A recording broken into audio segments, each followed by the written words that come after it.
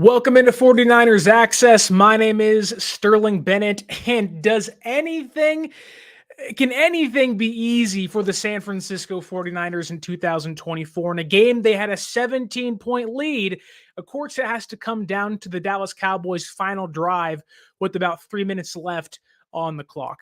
Every victory thus far for the San Francisco 49ers, maybe outside of the Patriots game in week number 1, it really has been tooth and nail to the finish. San Francisco gets the win against the Dallas Cowboys on Sunday Night Football. They win 30-24. They get back to 500. They get back to 4-4 on the year. They avoid being 3-5 going into the bye week. And because of the tiebreakers and how they currently work out, the San Francisco 49ers are in second place in the NFC West, just behind the Arizona Cardinals. They're going into the bye week this coming week. They'll have the week off. They can get healthy, and they've set themselves up to potentially go on a run in the second half of the season. That was the plan, right? Beat Dallas, escape, survive, get the week off, get healthy, get Christian McCaffrey back. Maybe if you're lucky, John Feliciano comes back. Maybe Dre Greenlaw's back in a few weeks' time, and you set yourself up to make that second half push and hopefully take over the NFC West, self-scout yourself, and get back to playing San Francisco 49er football. But this game, like almost every other one thus far this season for the San Francisco 49ers, it just comes down to inability to close games out. Now, there's so much to like in a game like this. I thought the first half was ugly for San Francisco, but that second half, that third quarter for the Niners was darn near perfect football, which you can see there is glimpses of who this team once was last year. Obviously, you lose Jordan Mason. You're reliant on a fourth-round pick, Guerendo, who I think played phenomenal, his breakout game thus far this season, but it's just never easy for San Francisco. And Bobo on the YouTube comment says here, we finally properly closed out a team and held a lead. I would say yes to holding a lead, but we did not properly close out the Dallas Cowboys in this game.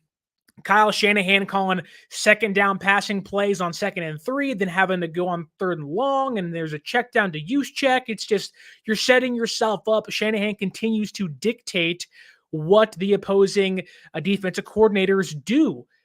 I hate that. It's something that despite watching this team blow so many leads this year and play tight games and lose those games late, there never seems to be the ability or the lack of awareness to learn in that.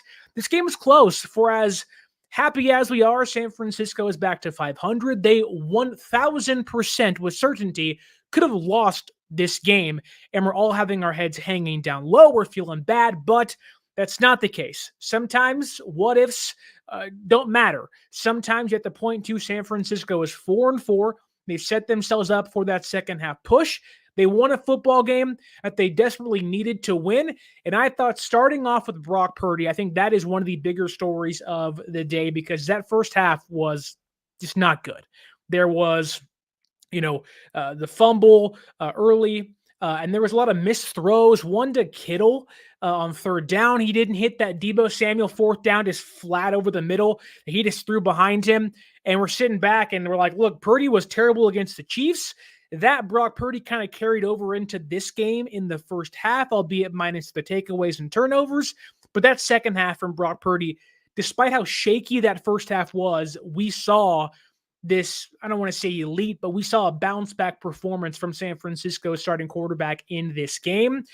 You look at how that second half started. San Francisco gets the football, immediately marches all the way downfield, puts up 7, gets the interception, puts up 7 more, and they score 27, I think, or 21 unanswered points on the Dallas Cowboys in that third quarter, flip this game on its head, and that right there is where San Francisco needs to be. In that third quarter, I think kind of encompasses everything San Francisco was previously and who they are not now. You watch that third quarter, San Francisco, and mainly Brock Purdy, hits Kittle for 43 yards over the middle. He runs, he gets some yak, then he gets a touchdown later in that drive. The very next the Cowboys drive, Lenore gets the interception. San Francisco finally is able to capitalize on their defensive getting takeaways. They score a touchdown, and then again they score again later. This was really that third quarter was exactly what San Francisco needed. They only scored, I think, 3 points in the fourth quarter. So that had it not been for that big third quarter, San Francisco doesn't win this game at all. They scored 21 points in that third quarter, 24 points in the second half alone. And yeah, for a team that we talked about coming in, should have dominated this game. San Francisco didn't. I did think that, again, going back to Brock Purdy quickly here, that first half was kind of scary. You, and maybe just me, but I was like, whoa, like Purdy's on a downward trend, not playing great, but thankfully it's not how you start, it's how you finish. I don't know what Brock Purdy said or had to do in that locker room. I don't know if it was taking some kind of serum or getting that, magic juice from Space Jam in that halftime locker room, but he was a different quarterback coming out in the second half. He was scrambling. He was pump faking dudes on 3rd and 3, pump faked the Dallas defender like 2 or 3 times and scrambled for a first down. Had that nice 3rd and goal touchdown pass to George Kittle. It was hike, snap, throw, a rocket to him. Conley almost got called back for the pick play. They said, nope, not a pick play, which it most certainly was a pick play, but hey, you'll take what they give you. Then there was, I thought, Purdy's best play of the day, maybe outside of the touchdown passes, but that broken screen pass to Deebo Samuel. The design is a broken screen pass to Deebo. He sees a defender play it perfectly, pump fakes him, and just says, you know what? I'm taking it myself. Scrambles for a first down, 15 yards downfield, and you're like, heck yes. The floodgates opened for San Francisco's offense in that third quarter. The Dallas Cowboys were on their heels, and Purdy, I think, was a big part of that. There was this considered effort for the Dallas Cowboys to have 6 defensive linemen on the field to blitz on shotgun plays where San Francisco's lined up in shotgun, usually 4 or 5 wide. And they were doing that all night long. And in that first half, it was ugly, not just for Brock Purdy, but the Dallas Cowboys have one of the worst run defenses since the year 2000. We talked about, Jordan Mason coming in, top 5 leading rusher, how he should be able to run all over this Dallas Cowboys run defense. That was not the case.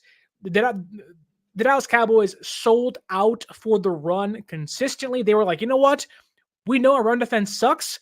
Let's put 6 guys up there and make the Niners have to throw the football. In that third quarter, San Francisco was able to consistently throw the football over and over and over again. George Kittle, I think, being the major part of that. Deebo Samuel on and off the field in this one with a rib injury, I believe, in the course of pneumonia he was having. But on Brock Purdy's case, I thought terrible first half, just terrible first half, inefficient, inconsistent, inaccurate, which unfortunately this team has kind of come to know a slow first half start. Not just Brock Purdy, but this team is a very slow starting offense, which is not who they were last year. Hopefully, CMC can fix those things. But one thing this team has yet to do offensively this year is those second half adjustments. Did it against Seattle, did it against the Cowboys tonight, couldn't do it against the Chiefs, and didn't do it against the Rams or the Cardinals, but did it in games where the back's against the wall. You beat the NFC opponent you had to beat this week, got yourself another conference win. So overall, it wasn't pretty. It wasn't really that good, to be honest with you, but it was a win San Francisco had to have. George Kittle was awesome in this game for San Francisco. Again, National Tight Ends Day. He celebrated in maybe the best fashion humanly possible. He was running over dudes. He was carrying like 4 or 5 linemen with him. Of course, he had 6 catches for 128 yards and 1 touchdown. And I think this year, where we've kind of talked about, Brock Purdy gets his hype and his criticism at times. Jordan Mason gets his as well, which the flowers are deserved for Mason and, Deebo Samuel. But George Kittle has been this team's most consistent playmaker all year long, whether it's in the red zone against the Vikings, against the Seahawks, against the Cowboys. George Kittle continues to be this team's number 1 target. I'm hoping and I'm begging that when or if Christian McCaffrey comes back and Deebo's fully healthy and Pearsall and Cowling are integrated into the offense completely, that Kittle, like this momentum doesn't go away for George Kittle. He is one of the best game changers at the tight end position in football. And we've seen it in the Seahawks game, this game, the Vikings game, even despite the loss, George Kittle is a playmaker that can change the game for your offense. I'm hoping that Shanahan can see that and utilize that because he's having another phenomenal year. Going to be an all-pro this year for sure. He's been awesome. He surpassed Dwight Clark for the third most receiving yards in Niner history and caught his 500th career pass. I think that's fifth all time, only a few behind, like he's a lot behind Jerry Rice, who's the GOAT, obviously has like 1,000, it feels like, but he doesn't. Then T.O., Dwight Clark, and some others involved in there, but it goes to show you just how good George Kittle has been for the San Francisco 49ers ever since, 2018, 2017. He's been awesome. And he's awesome to this day. I think he was the biggest factor in San Francisco winning this game in that third quarter, made back-to-back big plays. Just those 3 consecutive drives for San Francisco, Kittle was the man. And I think that, we have to, I get it. It's his holiday. He's celebrating, having a good time. But outside of the holiday stuff, Kittle has just been the most consistent playmaker for this team in 2024. And Kittle gets so much criticism for being injured at times, albeit it's not entirely true. And kind of disappearing in big games, which that's more of a scheme issue than Kittle's problem. But I think so far this year, Kittle has been this team's best offensive player, bar none. And he carried this offense in that third quarter in this game. Isaac Guerendo is also great, I think, for San Francisco. Did have that hiccup late in the game where things got kind of testy. On a 2nd and 3, you're like, cool, put this game away. Shanahan calls a passing play for whatever reason, and Guerendo, who is not a great pass blocker, just whiffs on the blitzer and got Brock Purdy nearly killed. Thank God Brock held on to that football. That could have been a fumble, and if Dallas recovered, that could have been just a nightmare scenario for San Francisco. But outside of that one hiccup Guerendo had, I thought that Mason looked slow in this game. And again, he has a shoulder injury. He had the blue non-contact jersey on throughout the majority of the week, and he's dealt with the nagging stuff, which goes back into the conversation of, does he have longevity? Can he hold up for 18 weeks or whenever they can get back to Christian McCaffrey, which thankfully feels like it's going to happen in week 10 against the Buccaneers. But Mason's banged up. And I think Guerendo against the Seahawks and in this game against the Dallas Cowboys provides something that Mason simply doesn't have. And that is speed. That is, while Guerendo's vision's not great at times, that'll improve with reps in the offense. This was the best Guerendo has looked his entire year. That Seattle Seahawks last 77-yard run, whatever it was, 76-yard run to kind of ice that game for the Niners, that kind of jades the box score in a good way, you could say. But this game, I think, was his best, most consistent effort. When he was in the backfield, the entire offense changed. Obviously, he didn't make or break the game for San Francisco, but they couldn't run the football in that first half. It was just stopped. They had less than 3 yards a carry in the first half against the worst run defense in football this year. Like you're sitting back if they can't run the football, this is a schematic issue. This is a problem. And the minute Mason got hurt and didn't come back in that second half, Guerendo, it was here's the torch, pass it to you and carry it on. And he didn't just walk it. He sprinted that sucker all the way down, got his first career touchdown tonight, had multiple back-to-back-to-back big runs, and he really felt like where the offense was struggling, they were kind of having to pull teeth to get rushing yards. He was a breath of fresh air on this offense. In that third quarter, he had that big 19-yard run, then the next play, a 15-yard run, and had it not been by a holding by George Kittle, had another big yard or another big run to get into the red zone, which didn't actually matter because it didn't count it, but Guerendo was effectively running all the way through the Dallas Cowboys run defense, which was awesome to see. We have some comments here on the YouTube chat. Want to get to them here. Kawachito said, I don't know. It got dicey there. Guerendo just blocks on a sack. Ricky was wide open. Brock was able to release it and seal the game.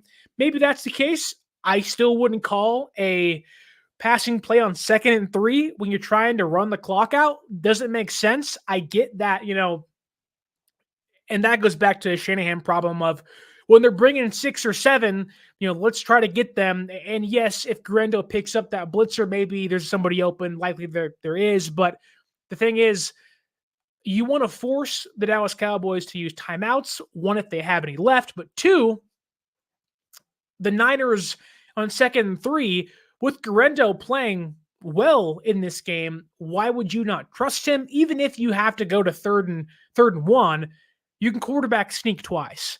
Like that had worked all night for San Francisco. We also have some comments here by Bobo saying the score should have been more because the refs called back a few touchdowns. Yes, I know Brock in that first half wasn't great. He did have that big 66-yard touchdown pass to Deebo Samuel called back because Eric Saubert was called for holding. So you can always talk about, what could have been. And, Brock wasn't too bad because of that. And yes, San Francisco could have more points for sure. You can also point to the Dallas Cowboys getting a break. Mooney Ward's DPI in the red zone. That kind of put them at the 1-yard line. They scored there. And then even later, Mooney Ward's second DPI, which was kind of ticky-tack, was definitely a worse call by the refs, gave the Dallas Cowboys like 20 free yards, gave them a first down, which led to CeeDee Lamb's first wide-open touchdown of the night. So there was some, I guess you can say, extracurricular or exterior things that made the game close for San Francisco on both sides, defensively and offensively, holding calls, which kind of gets to, I think, one of the bigger issues by the Niners this year is that they continue to shoot themselves in the foot. They are a team that has arguably, and I get injuries matter now, but arguably have one of the highest potentials in football. Now, this year, record-wise, the way they played, maybe that comes down a little bit. But, if they can execute on special teams against the Vikings and against the Rams and against the Cardinals, maybe they win those games.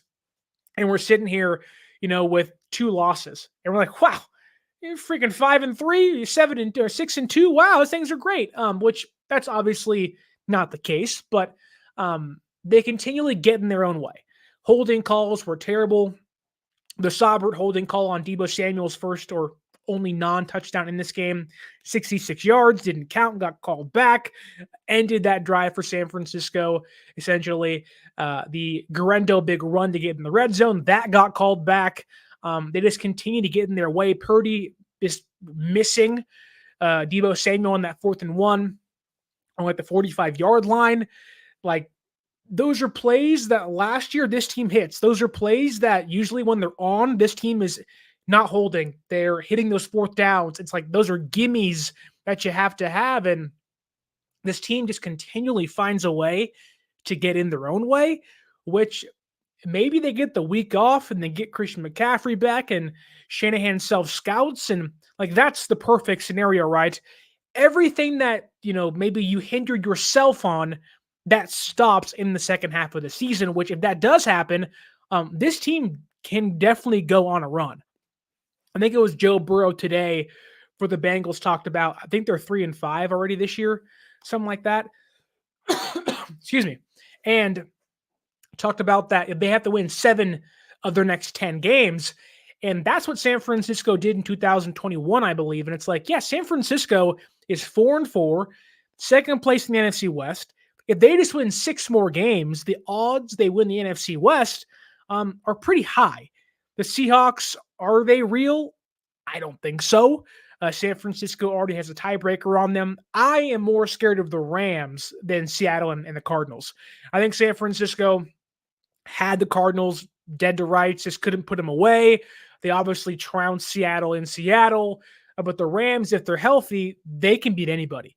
Defense ain't great, but the offense is so good, they can beat anybody. So despite being in last place, I guess you can say, by the Rams by like 1 or half a game now, I'm not scared of the Cardinals. I'm not scared of the Seahawks. I am fearing the Rams above those teams. But San Francisco can put themselves in a position where if they get on a run here, they don't have to worry about the Rams. And that's why this slow start has hurt them so much, where you beat the Rams in week 3, you put them away, their season's over with. They are another game below 500. They're 2.5 games back in the NFC West. Maybe they do trade Cooper Kupp. And the way San Francisco has played so poorly and inconsistently has kind of created this domino effect thus far in the NFC West, which is why you had to win this game, and thank God they did.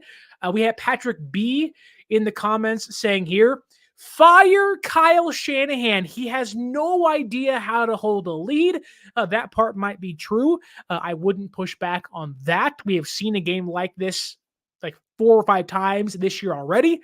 My dad texted me when they were up by 10 and was like, here we go again. And I was like, no, it's going to be fine. Get a field goal. And the Cowboys scored. It was like, uh-oh. But the second part of Patrick B's comments are hire the Lions offensive coordinator, that being Ben Johnson, once the season ends. That's not going to happen. Ben Johnson, first off, Jed York's not going to fire Kyle Shanahan. Second off, there's a whole other 8 games to go, 9 games to go for San Francisco. So there's a big stretch of time, 10 weeks to go in total for the Niners this year. If they win 6 more games, they're 10-7, likely win the division, likely host a playoff game. And if that's the case, and they get Christian McCaffrey back, like, we have no idea if San Francisco can put this behind them. And if they can, things can be very, very different. But to your first point, the Shanahan blowing leads, not holding leads, is undoubtedly his biggest detractor. It is like, how can you be up by 17 and it feels like in the blink of an eye, it's now a 1-score game? And there's blown coverages, Renardo Green and Jair Brown come together, and there's a field goal. Like, you can see what leads up to it and how it falls apart, but it's like, oh my God. Like, again, this game, the Cardinals game, the Rams game, it feels like if there's 1 second on that clock, this game is not over. Like, you watched the Commanders game today. There's a 50-yard Hail Mary in the back of the end zone because Tyreek Stevenson for the Bears is out there taunting Commanders fans. He tips the ball and the guy behind him catches it for a game-winning touchdown. And it's like, that's what it feels like has happened to San Francisco 3 times this year, and it almost happened again. So I get it, Patrick B. There's frustration. Not closing games has been a problem since 2019. But that goes back to me to, on 3rd and 1, you're designing a play for Ronnie Bell on a bootleg, which, like, Ronnie Bell is his own whole conversation of just being a bad football player and why he won the roster, but injuries have led to this for him. But why is that play not designed for a faster receiver that can separate? Like, I don't know.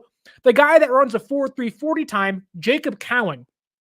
I'm not going to criticize Shanahan for not utilizing Cowing in this game, but if there's anyone to not design plays for, that's Ronnie Bell. That is the last player you want touching the ball, even thinking about giving the ball to, because 1, he'll probably drop it. 2, he might fumble it. And 3, he's not a playmaker. He's the plank of wood out there playing receiver, but he can block. But that doesn't make sense to me. Run the football on 3rd and 1, make the opposing worst defense in football in regards to the run, stop you. That's what I would do. It's like when you're a Major League Baseball pitcher and you throw 100 miles an hour. I get it, you have to change up in the curveball, but if you have 101 or 100 mile an hour fastball, wouldn't it be smart to make the opposing team stop that first? Like, Shanahan is so quick to get off of the run game. And you look at the box score in this one, the San Francisco 49ers obviously won this game 30-24, but Isaac Guerendo didn't really get the ball until the second half started. They had 2.9 yards a carry once or in that first half. Guerendo comes in, touches the football 14 times for 85 yards, 1 touchdown, and 6.1 yards a pop. Is that not something you'd lean on when it's 3rd and 1? when it's 2nd and 3 to put games away. Like, to be realistic here, the Dallas Cowboys really shouldn't have touched the football on that last drive they had. Shouldn't have touched the football in a one score game at all. The clock should have been, if they even touched the ball at any point in the fourth quarter late, should have been a 10 to 13 to 14 to 20 point lead for San Francisco. Like, the inability, the lack of just like simple stuff. I was watching, I believe it may have been the Denver Broncos game today. And Tony Romo made a comment on the broadcast of like, well, this isn't Madden. And duh, we got that, Tony. But even in Madden, when you want to ice the clock, what are you doing? Okay, it's 2nd and 3. It's 3rd and 1. What are you doing? You want to make that team use timeouts. You want to put this game away. Run the football. Tell that running back to hold on tight, brother. We're going to push you for a first down. And it's like, there's more creativity from Kyle when he's down by 20 than when he's up by 17 to put games away. And you don't have to call these exotic plays. Just pound the rock. I think anybody would be okay with back-to-back Kyle Juszczyk fullback dives, which in this game didn't even work. I'd be okay with that twice on 3rd and 2 and 4th and 1. Like, let that happen. I'd be okay with back-to-back quarterback sneaks. You want to push that sucker 55 yards downfield over and over again? By all means, brother, do it at will if you possibly can to ice a game out. But it's gotten to a point where even if San Francisco walks into the fourth quarter up by 3 scores like they were in this one, you're sitting back like, oh, I hope they can hold this lead. Where really good teams, playoff teams, are like, hey, Jared Goff, you can throw for 54 yards and we're going to put up 50. It's like, okay. Like, you can win like that for sure. Whereas San Francisco, it just feels like that there's this, like, execution is not Kyle Shanahan's fault. Guerendo missing a blitzer is not Kyle Shanahan's fault, but what is his fault is knowing that the personnel he has with Guerendo back there is not a great pass blocker. That's why he did not go into that game or was subbed out a lot late in the game for Patrick Taylor Jr. in Seattle. Because Taylor Jr. he's not a bigger guy, but he has that trunk you want for a pass blocker. That's why he was out of the game for a little bit of time against Seattle. And it's like, know your personnel, man. Like, you have to know your personnel.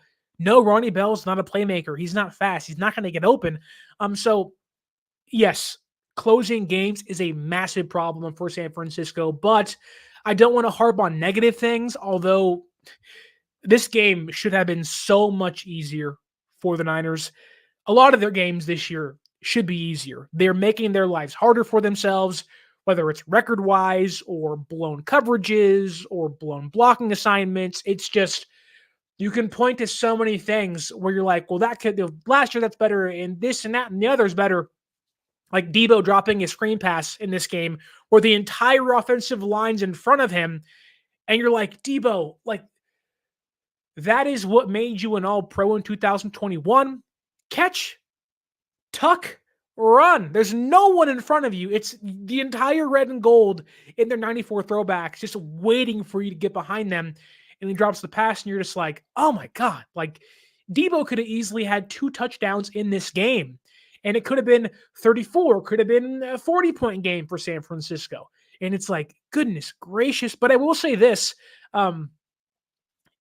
If you go back and listen to that preview podcast, I said it was going to be like 30-23.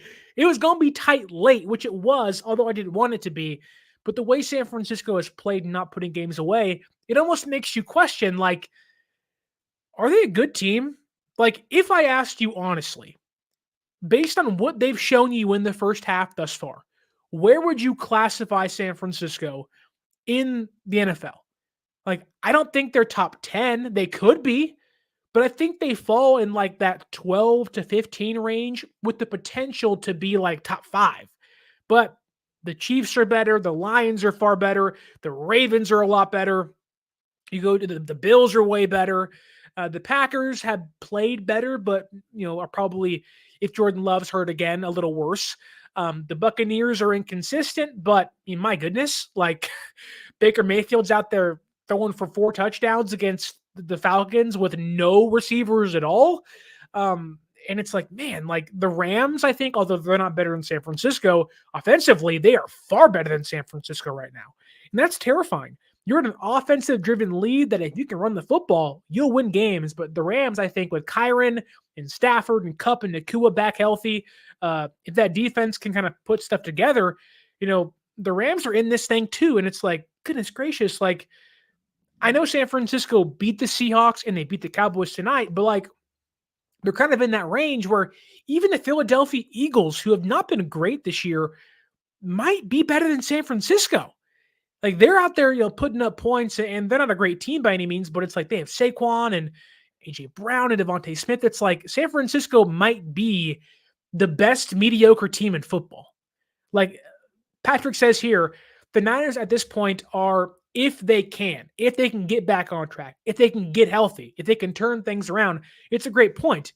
And that's a big if. Like if you look at the second half of the year in Buffalo, in Green Bay, you're at home against Seattle, at home against the Rams, on the road in Arizona, against the Detroit Lions, against the Bears, a lot of those are 50-50 games. Like you can lose every single one of those if you play the way you played the last 8 games, but you can also beat every single one of those teams if you round back into form like you were last year. So, if you were going to tell me, what has been the big motto for San Francisco, Patrick B's probably right. It's a big if. If is the biggest question mark for the Niners going forward. But it's a good win. You're back to 4-4. You've set yourself up to make that run. I thought Deebo, I do want to give him credit tonight. It wasn't a great game from him overall. Could have had, again, 2 touchdowns had it not been for 1 drop screen pass and 1 Eric Saubert holding call. But 8 touches, 86 yards. This team is missing those check down options. He was one of them. Maybe if Purdy hits him on 4th and 1, he has 90 yards. It just comes down to that if word once again, as Patrick B put in the YouTube comments. But I thought Deebo was pretty good. He wasn't great by any means, but this team needed him a lot. They missed him dearly against the Kansas City Chiefs. Made Spagnuolo's defensive life a lot easier to stop San Francisco, and you can tell that when Deebo's on the field, despite maybe not being as explosive as he once was, having the pneumonia in the hospital, like all those things hindered him. The rib injury he got in this game, like this offense is just different with him out there. They need him out there to win these games. And unfortunately for the way he plays, the odds he's out there the next 9-ish weeks is not going to be high, but they're going to need a healthy Deebo Samuel to make a run. They really, really, really need a Deebo Samuel to be out there, because if CMC is going to have this lingering, tendonitis problem, Deebo is going to be the number one guy they have to have with no Ayuk out there. And, Deebo is, I think, maybe not, in this game wasn't the biggest game changer for the Niners, but I think he is the most important offensive weapon they have if CMC is not going to play or is going to be, held to a snap count or whatnot in the first, I guess you can say third quarter of the NFL season, the next 4 weeks or so. But I thought Deebo was pretty good. Ricky Pearsall, my goodness, man. You got shot in the chest less than 60 days ago, and I thought he was really impactful early in this game. He had 4 catches for 38 yards, but late in the game, it led to San Francisco getting that late field goal to help separate them and make it a 13-point game again. 39-yard end around. It was like, yes, do that more often. These guys have 4.3 speed. Get them involved in the game. Ricky Pearsall, for being a receiver, you can utilize him and Cowling not like receivers, kind of like Deebo. They're not Deebo Samuel, let's be clear, but they can do things, like end arounds and screens, and you can get them involved, get the ball in their hands. They're playmakers that can help you with their speed. Overall, he had 5 touches for 77 yards, and you combine that with Guerendo's 14 carries, 85 yards, his 3 catches for 17 yards. You look at the stats here on my notes I have here. is that Guerendo and Pearsall combined for 179, 180 essentially, of San Francisco's 469 total yards. Rookies were impactful in a big way in this game for San Francisco. I talked about leading in to this game and post Chiefs loss that Kyle Shanahan was going to have to lean into his rookies. The youth movement of this team was going to be a major factor in that push they make. Obviously, getting back to 500, but the bye week now, they can get more comfortable in the offense, get acclimated, and kind of get up to speed further than where they're at in week 8. Pearsall is going to be so important into this team making a run. And I think while Shanahan was kind of forced to play Guerendo tonight, I want to see more Guerendo involved in the game plan. I think his speed adds something you haven't had since CMC's been out. And not that Guerendo has to be this 14 carry guy, but if Mason gets 15 or 12 carries, why can't Guerendo get 6? And kind of give you a different look and give you more of a, I don't want to say like, thunder and lightning dynamic, but Guerendo, I think, can be a useful speed option that can add more explosiveness to an offense that, while they may get Christian McCaffrey back, still needs that. There are teams like the Chiefs, the Bills do this at times in their prime. The Patriots were great at this when they had Brady and company. They would use 4 running backs. You see Corey Dillon, Lawrence Maroney, Kevin Folk, James White, LeGarrette Blount. They would make you beat every single weapon they had. And that's what made them so dangerous that anybody could beat you. San Francisco, wanted to have all these weapons out there. And I get the perfect idea was McCaffrey and Ayuk and Kittle and Deebo and Pearsall and Cowing. But even with Ayuk done for the year, no Jawan Jennings in this game, and CMC not playing, you can still integrate these young players into your offense once those guys inevitably get back. I think that it would be foolish for Shanahan to just say, nope, shelve those guys. The starters are back against the Buccaneers. You need to utilize your youth. They can carry what is the oldest roster in regards to starting player age at 28. They can help, kind of push them in to that second half, elevate the roster as a whole, and give them a new dynamic they've been missing all year long, which goes back to like, why didn't they use Jacob Cowing? But I digress. Lori Matthews says here in the YouTube comments, the good news is you don't have to be better right now. Get CMC back, get John Feliciano back, and hopefully Dre Greenlaw comes back in a few weeks. Go get a player to the deadline, inject some energy into the team. Exactly, Lori. Now, I don't know if you caught the trade deadline kind of podcasts I did, and DeForest Buckner and DJ Jones and whatnot, but I think San Francisco deadline approaching, their mentality should be, look, we can win this year by also paying for next year. And you buy youthful players. We talked about, I think it was Devon Gotcha from the Patriots. He's relatively cheap. You can free up money by cutting Hargrave next year or trading him, if you will, and give you a run stuffer. For as bad as the Cowboys' run offense has been, they walked in as, I think, one of the worst run defenses in football. They also had the worst offense in football in regards to running the ball. 77 yards on average walking into this week. And then you got the news pregame that their leading rusher, Rico Dowdle, wasn't going to play. So it was Dalvin Cook, who was cooked, if you will, and Ezekiel Elliott, who you're like, wow, this should be a cakewalk for San Francisco's run defense. And in that first half, it was not. In that first half, it was pretty ugly. Now, it wasn't like big runs, but it was like sustainable runs that kept drives alive.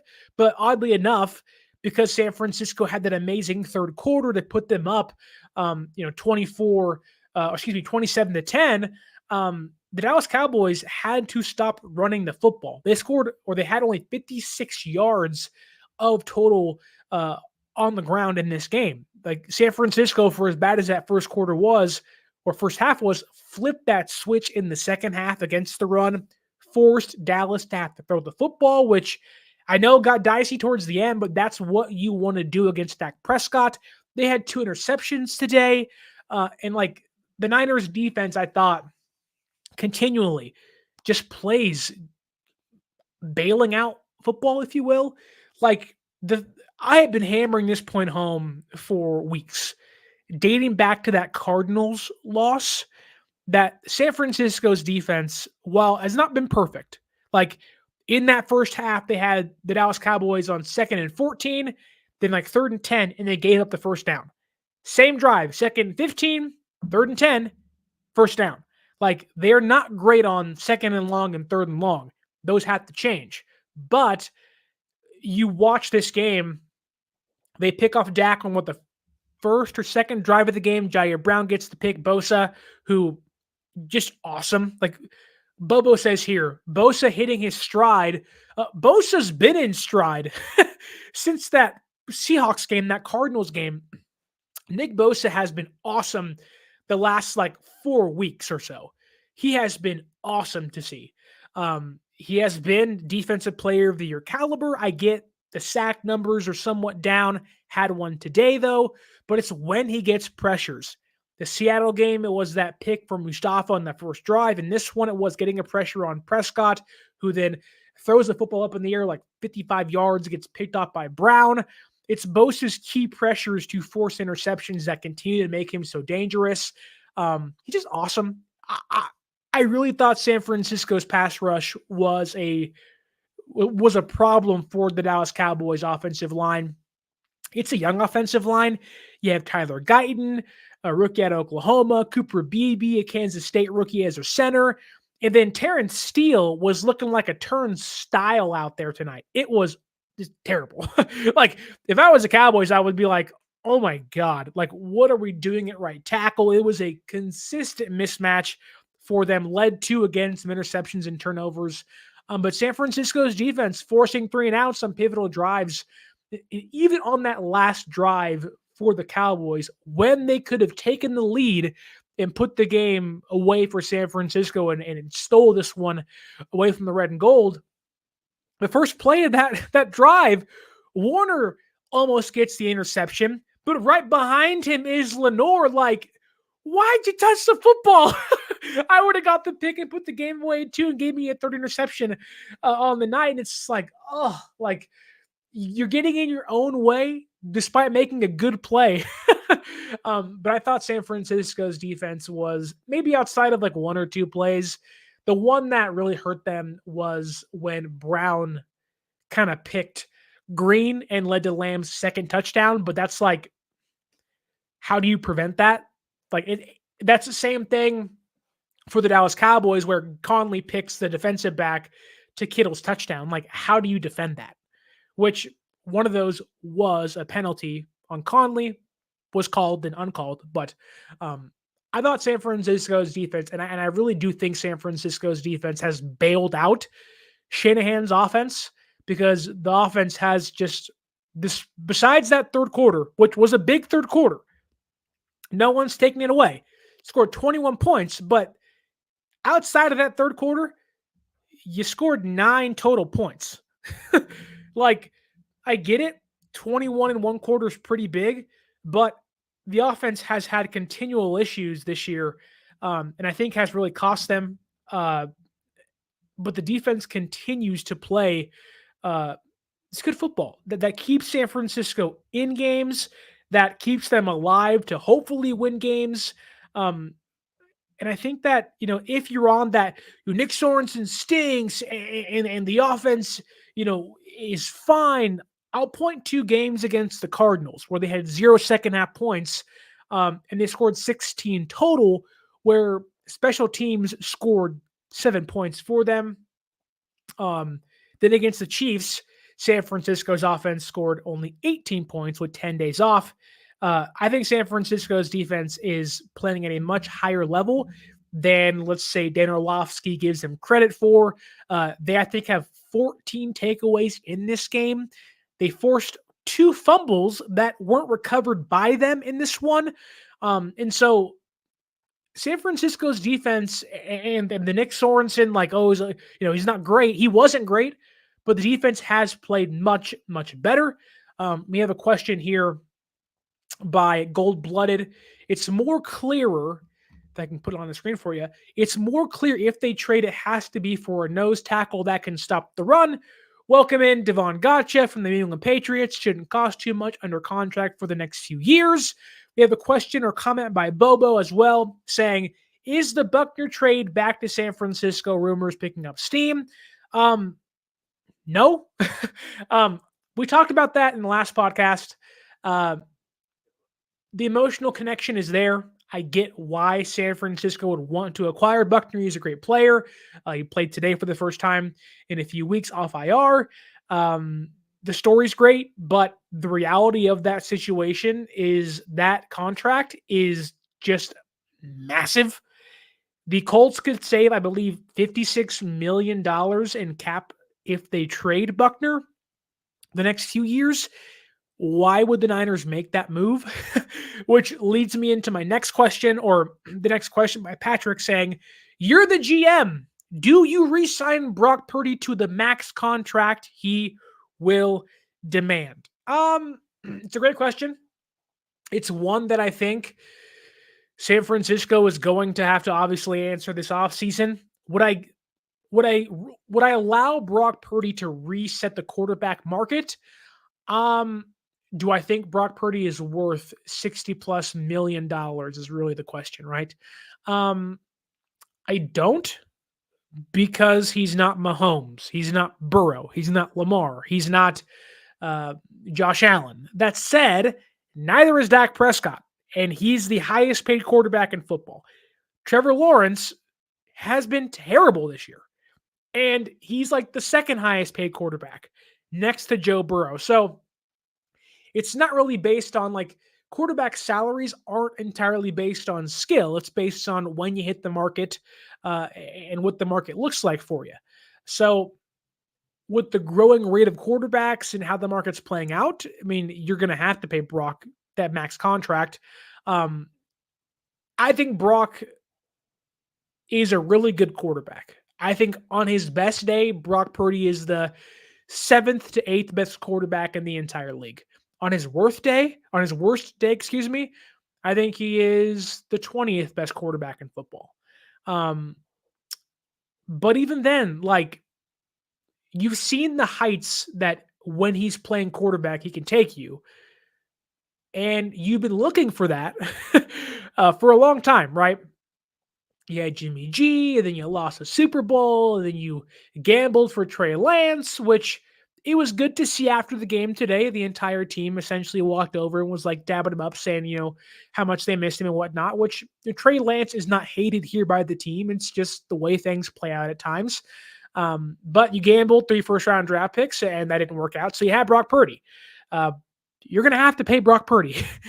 I get it. When you watch the Chiefs game and he throws 3 picks, you're like, even in my comments here, to Patrick B's question, why pay Brock Purdy, $40 million when you can pay Jameis Winston $3 million until you find a better solution? Well, I tell you what, Patrick, Brock Purdy on his worst day is a heck of a lot better than Jameis Winston, who threw 30 interceptions in 1 year. Let's not forget that. Like, I like Jameis. He's a good guy. I am very happy to watch him play football for the Browns today. I thought it was like, wow, that should have happened before Watson's injury. But Brock is a much better value at $40 million than Jameis is at $3 million. Jameis can be this golden goose 1 week and then be duck dookie for the next month and a half. It's 1 game, you beat the Ravens, it's great, but I mean, Brock is a better quarterback than Jameis. Jameis is a heck of a backup, but to put Brock kind of in that, well, pick up Jameis instead, it's disrespectful to a quarterback that's gone to a Super Bowl and been to an NFC Championship game. Like, it's just kind of messed up. But if Brock wants $40 million a year, that's a discount. That's not 65. You take that in a heartbeat.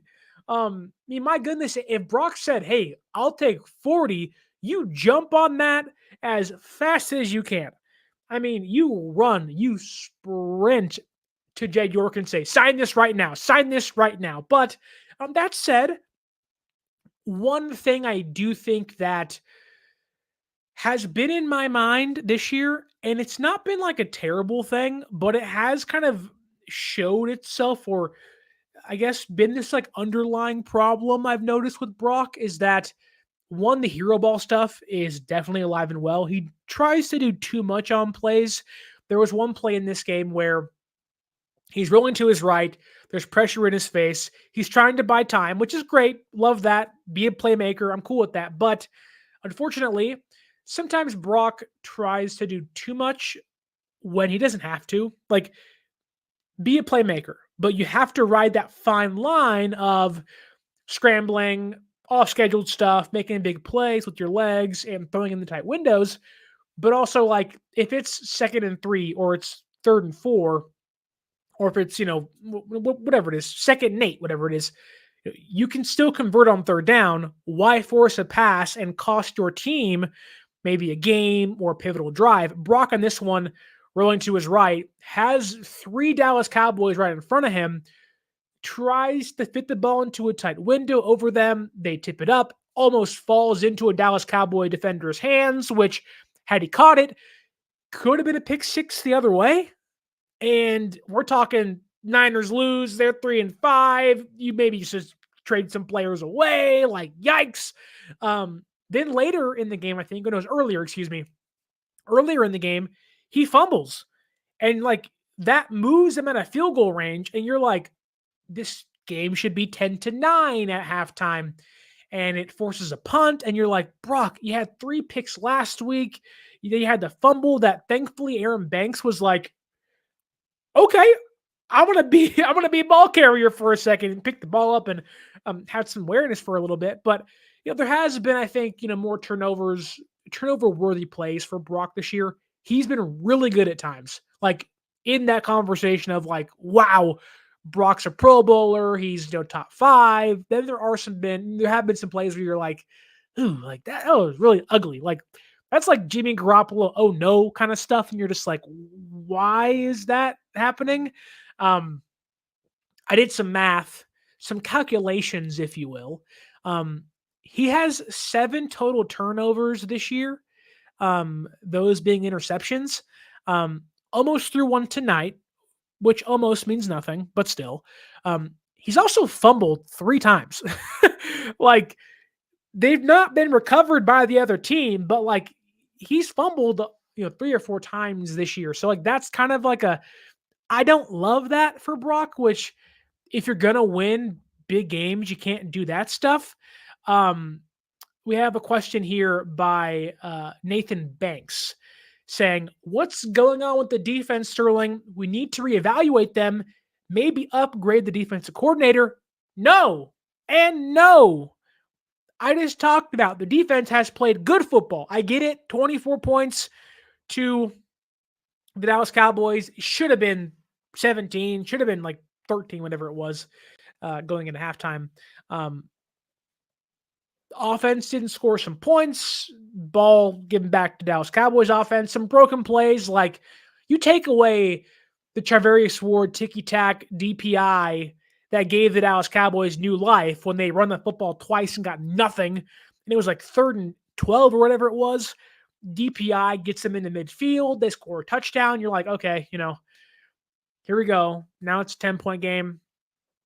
And in that broken play where Brown and Green get tangled up, it's like, I don't think San Francisco's defense, their issues tonight were not, like, oh, we suck. It was like, oh, we caught a bad break, or we ran into each other, which is like, that's not bad coverage. That's not, I can't fault you for that. Like, that's okay. That sucks. But it's like, San Francisco's defense got 2 takeaways. And that second half made the Cowboys one-dimensional. And in that one-dimensional, play they had, shut them out in that 3rd quarter. Like, the reason why San Francisco's offense went on that run of 21 points was because the defense was so good in that 3rd quarter.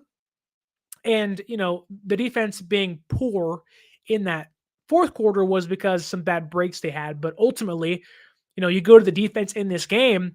Sam McQuan, was playing well, got a sack in this one, got some pressures in this game. Nick Bosa, already mentioned him, was awesome again. He was eating Terrence Steele alive in this one. They were in Dak Prescott's face all night, and they should have been. The Dallas Cowboys have a young, bad offensive line. They were getting pressure. Again, they had those 2 picks. I thought Jair Brown was awesome tonight. Maybe outside of, maybe passing along a play here or there. That first CeeDee Lamb touchdown may have been his fault. But other than that, got the pick. He was thumping dudes in the running game. He was running downhill on dudes all night. He was just laying some wood.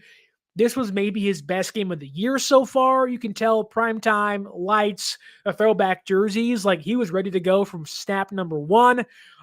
Malik Mustafa was also really good in this game. For as young as San Francisco's safeties are, that is usually an opportunity for veteran quarterbacks with star receivers to test them. And I think they've held up extremely well in their 3 games together. Brown was not great against the Chiefs, but in this game and against Seattle, far better. But you're facing Andy Reid in Mahomes, and Travis Kelce.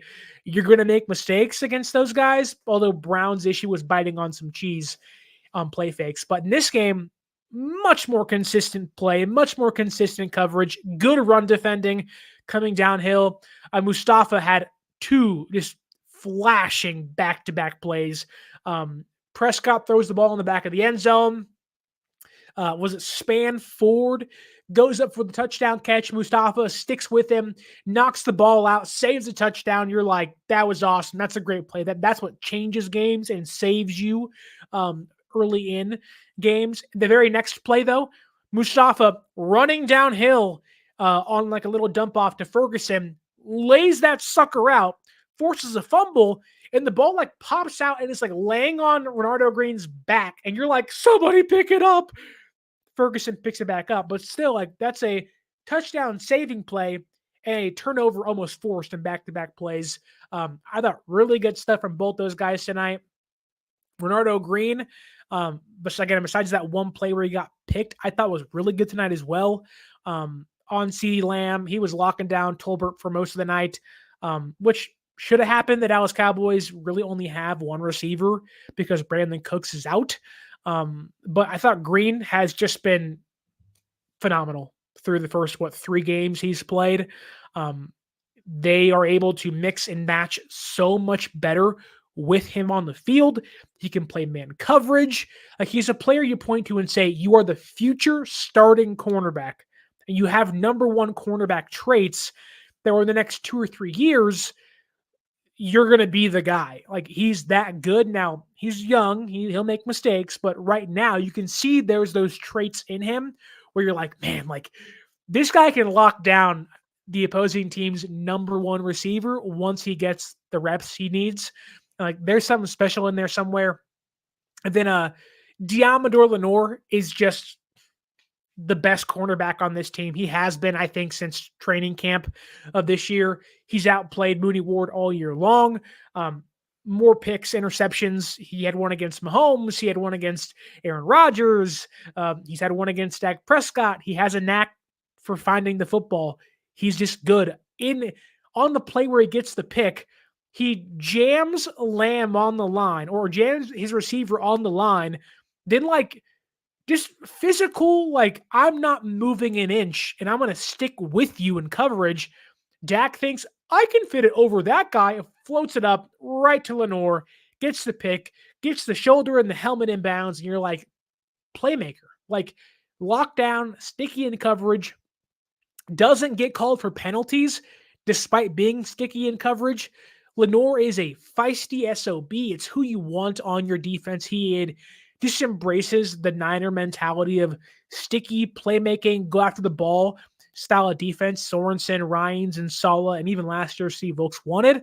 I think, for a lot of people that didn't like Steve Wilks for Shanahan firing him after last year, you have to give Steve Wilks a lot of credit for the cornerback that Lenoir has become. I think that is really important to point out. Wilks, I was there during training camp every single day last year. Wilks and Lenoir were tied at the hip. It was picking his brain. It was doing reps together. Like Steve Wilks has been integral in the rise of Lenoir. And of course, Lenoir himself putting in the work and playing great football. For the most part, outside of that kind of last, 2 or 3 drive stretch in the fourth quarter, CeeDee Lamb was doing nothing. Like Lamb was doing nothing for 3.5 quarters in this game. He had no touchdowns. He had like 3 catches.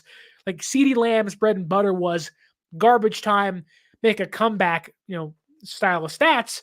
Whereas the first like 3 quarters, it was just Lenoir locking him down. And he's just been awesome. I want to say this was also Charvarius Ward's best game of the season thus far. He was much better in run defense in this one. He's struggled a lot this year in biting on plays and run defense, and it's just not been a good, final year of that contract for him, to a point where even now, I think they might be better off trading him. But that's just me. That's just me thinking, forward of, hey, what looks better. But if they feel like, one thing with Ward is he's been banged up since last year. He had the adductor injury during the Super Bowl. I think he had like a wrist or an ankle this year, whatever it was, lower body injury this year that kind of hindered him. Didn't play against the Seahawks.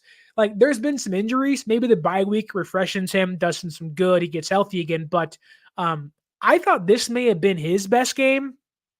He had the 2 pivotal DPIs for sure. One of them was not, I think, a DPI. But that first one certainly was. But you'll live with that with Ward. He's relatively grabby.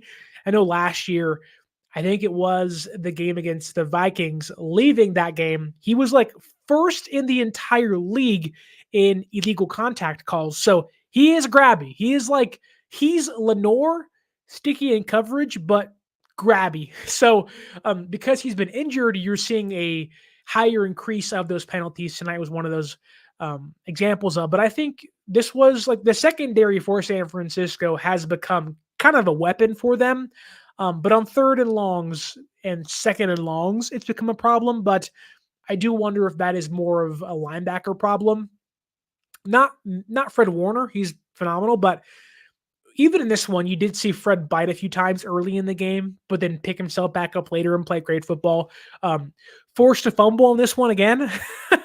But I don't really have a problem with the defense. Like, there are small things to clean up for sure. Blitzing has been a problem. But like the problems in this game to me, was that dreadful first half from the offense where the defense in this one, had it not been for a kind of crazy last few drives for Dallas, they allowed 10 points. And this game could have been 30-10. And we're like, wow, they're locking them down, shutting them up. Like Dallas, F them kind of thing. And we're all pulling our shirts up, showing the F Dallas undershirts like, yeah. But I'm really not worried about San Francisco's defense at all, Nathan. It's the offense. It really is the offense. Laurie Matthews says here, I think the inconsistencies in personnel are affecting Brock. It hurts the chemistry. And so many guys are coming in and out of the lineup. And of course, you're missing CMC. Yeah, I don't know if it's a personnel issue exactly, but I do think you're onto something there. Guerendo missed most of training camp, didn't play in the preseason. Pearsall got shot and was hurt throughout training camp off and on. Ayuk missed the entirety of training camp and was like, I'm here. I'm making millions now. Now he's gone for the year. Deebo and Jennings, as you can tell, and Kittle have been the more consistent pieces because they've been there for the most part. And Jennings, I think you kind of saw his breakout coming because of how good he was in training camp and how early he was there. So I think you're onto something that the Niners, while yes, are missing pieces, what it really comes down to is having an off season where you have all these guys together. Of course, CMC missed a lot of the offseason didn't play during the preseason, which that wasn't going to happen anyways. But in regards to personnel maybe affecting Brock Purdy, you're right. Yes, but that also is what separates you from being elite, great, and good. So, like Dak Prescott, because he doesn't have Brandon Cooks and the running game's not great, you see who Dak really is. He's a guy that will force throws, will make mistakes, and yeah, he'll win you a couple games here or there. But he also is under 500 now.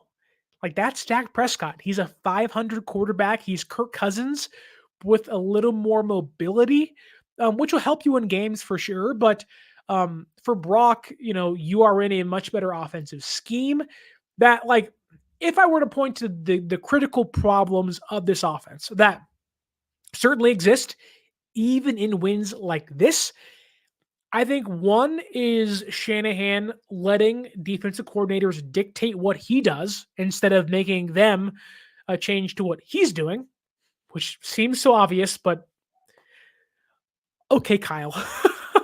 um, and then I think, yeah, personnel comes into effect, but that's the thing is, like, even despite the personnel problems they've had, Mason's been good for the majority of the year, kind of breaking down now. Hopefully he can get healthy. Um, and like, you've had Deebo for every game but two. You've had Kittle for every game but one. And Ayuk's been bad like all year besides that Cardinals game, which you lost. So it's like, I want to agree with you. And I think I do. But I don't think it's a personnel problem. I think it's just not having an offseason. Like, everything kind of trickles down from not having the offseason program, the OTAs, training camp. Who San Francisco is having to rely on now didn't have those.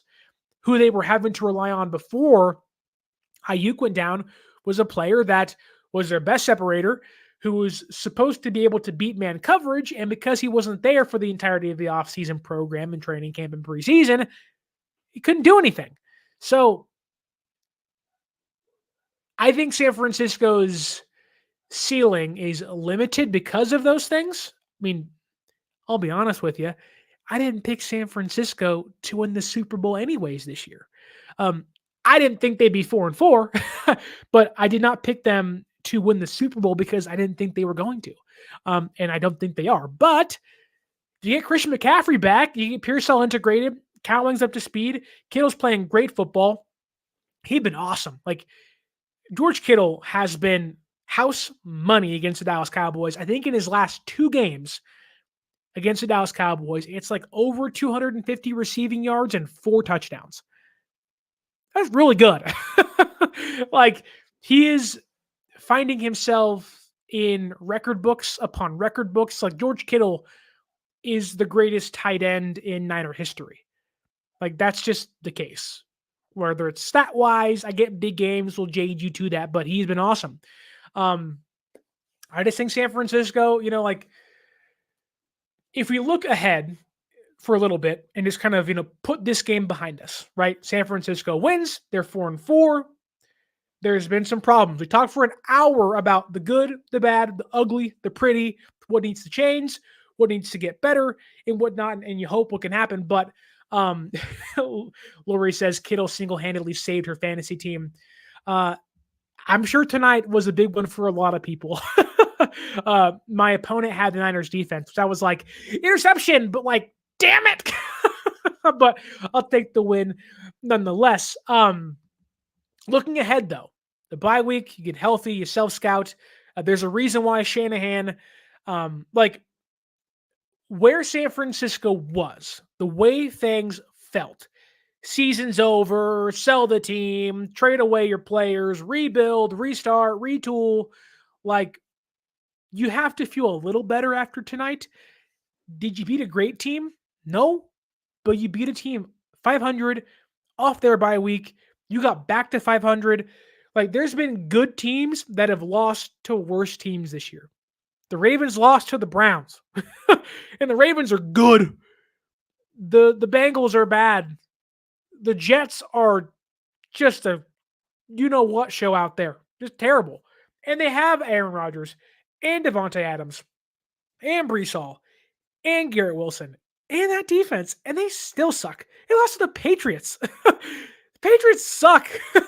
But looking ahead for San Francisco, you took care of business. You did exactly what you needed to do. Hey Niner Media in the YouTube comments, what's going on, man? Hope you're doing great. But you did what you needed to do. You're 500. You get to have your ailing players get healthy. Maybe you get Jordan Mason back to 100% or 85%. Hopefully the shoulder's okay. Hopefully it isn't too serious. You get CMC back. You get that check down option back for San Francisco. You get your rating. Like, I know we talk about like how important Christian McCaffrey is and like, oh, rating offensive player of the year. And like, I would always push back on that and say like, yeah, but it shouldn't like make the Niners offense this bad. That said, which is exactly what Niner Media says here, imagine rotating CMC and Jordan Mason. One, if you do that, you keep both those guys fresh. And I'd pop Guerendo in there at certain times. You got those three guys out there. CMC gets 12 carries, 13 carries. Mason gets 5 or 6. Guerendo gets 2 or 3. Like, you can, go back. I talked about in the preseason that, Mason looks amazing. And, once CMC gets back, you'll have this like LaDainian Tomlinson, Michael Turner, a two-headed monster in the backfield. I mean, screw it, man. You got Darren Sproles, who's just larger and beefier in Isaac Guerendo, which obviously I'm being no over exaggeration, but it's like you do have 3 capable backs that can help you win. And if Shanahan can just utilize that play action and do the outside zone stuff, like, you are going to win a ton of games. You watch the Buffalo Bills today. Yeah, they're passing the ball around. They're also running the football a ton. The Packers are a good team that's playing a lot better defense that has just as critical issues as San Francisco does. Jordan Love on that back foot, he's inaccurate. He'll throw picks. He'll take chances. He'll make dumb, young quarterback mistakes. The Packers are beatable. Even in Green Bay in December, they're beatable. The Buccaneers are beatable. They lost today to the Falcons. So it's not like you walk into the second half and you're like, I gotta play all these teams. I'm scared. It's like, no, the defense is playing good enough football to beat anybody. The defense played good enough football to beat the Chiefs. Like, I mean, come on. And if the offense can just find the extra level, and instead of putting up 18 or 20, they're putting up 28, 27, they'll win the next 6 to 7 games. They'll be 11-5 or 11-6, whatever it is now. They'll be 10-7. Like, this team is not far off. It just feels that way. They have things to fix for sure. But looking ahead, like, the Niners they'll probably lose to the Bills, I'm being honest with you, but they can beat the Buccaneers, who are going to have to play this tight end heavy scheme. They'll turn the ball over a lot. Baker will throw picks. They'll fumble. Like, they're unafraid to play a gunslinger like system, but like, everybody's like that. And there's no Mike Evans and no Chris Godwin. Like, you can pounce on those teams. You can beat the Packers. You can beat the Rams. They'll be tough games for sure, but it's all about just playing a little more consistent. And in that third quarter, like I already said, that was the best football San Francisco has played all year long. All year long. It was drive here. We'll bring down the play log for us right now. Okay. San Francisco gets the ball out of halftime. Feeling pretty good about themselves. It's a close game, not where you want it to be. It's 10-6. Okay, you get the ball coming out of halftime. You go 5 plays, 60 yards in 2 minutes. It's, you get the penalty because Aubrey kicks the ball short of the landing zone, at ball at the 40-yard line. Purdy runs for 9, then he scrambles for 4, then you hit that 43-yard pass to Kittle. Boom, touchdown. 3 plays later, interception, ball on Dallas' side of the field. Then 7 plays later, touchdown. Then they punt, then you get another touchdown. That is the most consistent football San Francisco has played all year long. Touchdown, takeaway, touchdown, 3 and out, touchdown. Like that right there is that is 49ers football. That's who they've been 2020 or 2019, 2021, 2022, 2023. If they can get back to not even that exactly. Say it was touchdown, punt, touchdown, field goal, touchdown. Like the issue with San Francisco is they've been trading field goals and touchdowns. The other team scores 7, you score 3. It's only a 1-score game. Then you can never find your way back into the end zone. Where I think San Francisco tonight was 100% in the red zone, which the Dallas Cowboys have the worst red zone defense in football, but it's just about gaining confidence going into the bye week. Confidence into the bye week means a ton for a team like San Francisco that in this game dominated. 19 first downs, 18 for 16 on third downs, 50%, only ran 5 more plays than Dallas, had almost 470 yards, 12 total drives, averaged almost 7.5 yards per play, ran for 223 yards, and was 3 for 4 in the red zone with 2 takeaways. I mean, stat-wise, box score-wise, they dominated the crap out of the Dallas Cowboys, but because of a late push, it looks a lot closer, right? If they can just clean that up, close games a little better, which I know is a problem. It has been for a long time, but they just play a little more like that third quarter, more consistent. It comes down to the offense capitalizing on the defense. That's really what it comes down to. We have seen this offense too many times. Watch their defense get the ball back at midfield and keep the game close or preserve a lead and say, hey, extend it for us. They don't. The Niners in this game, in that third quarter, got the lead themselves offensively. The defense said, hey, we got the pick. We'll preserve the lead. Go extend it. Then they got a touchdown. They extended it. And the defense said, hey, we'll get you a punt too. Do it again. And they did it again. Like, this was, in that third quarter, the best football San Francisco has played all year. I could argue that despite how bad this game was towards the end, we're all biting our nails like, oh, they're going to lose this one. Could I argue this is the best game they played all year long? Like, seriously. Maybe outside of that Seahawks game, which this may have been the first game all year, outside of an Anders Carlson, botched kickoff, special teams didn't cost them. They held Kevontae Turpin in this one. You go to the box score for a second. Kevontae Turpin is the best kick returner in football. He didn't do nothing. He had 5 kick returns for 115 yards. Do some quick math. That's only 23 on average. His longest was 26. He had 1 punt for 13 yards. The Dallas Cowboys were the best special teams unit in the league. And against that unit, the 31st ranked unit in the Niners was awesome. And you're like, Brian Schneider, is this the redemption arc we've been waiting for? It was awesome. San Francisco, I think, may have played their most complete game, minus some awkwardness in that fourth quarter that made this game close. And I feel pretty confident in saying that. I never, even despite it getting scary towards the end and they could almost lost this game, I didn't really feel like they were going to lose it. I was pretty confident over the Seahawks game, in the Cardinals game, and really even the Rams game, that they were going to pull this one out. But they're back to 4-4. They're feeling pretty good, in my opinion, and played their best game cohesively all year long. Got to improve some things. You want to improve those second and third and longs on defense, but you're getting takeaways, you're getting sacks. Maybe in a couple of days' time, we're talking about, wow, they acquired XYZ player. And oh, we're back, baby. CMC's back.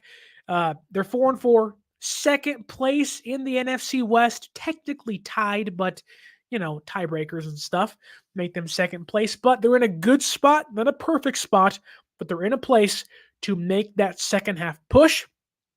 And God, I'm hoping they can make that run. Tell me down below in the YouTube comments what you thought of the win. How do you feel about San Francisco? How do you feel about the playoff odds? Can they make that second half push? What'd you make of Brock Purdy's performance? Yay? Nay?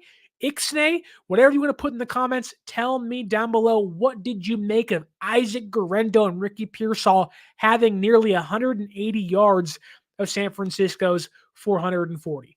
What did you think of the Niners' Week 8 Sunday Night Football victory over the hated Dallas Cowboys? I'm feeling pretty good. Again, it's not perfect, but I'll take it. A win's a win. A wise man once told me stats are for losers. Only thing that matters is the win column and the loss column. They won tonight. We'll take that. We have 14 days with no Niners football? I want to cry, but I'll take it. The guys need to rest up, get healthy, and make sure they're ready, because that second half push is going to be hard, daunting, grueling, but in the same breath, very, very winnable. The season is far from over. Always make sure to come right back here after every single win. And thankfully, we're talking Victory Mondays going into the bye week. If you could follow us on social media at 49ers_access is the X or the Twitter. 49ers.access is the Instagram. And if you want to watch your Niners play, heck, if you're a Dallas Cowboys fan and you want to watch them play, go to SeatGeek.com, find your tickets, and when you check out, use promo code 49ERSAccess. 49 ERS ACCESS at SeatGeek.com to save yourself $20 off your first purchase.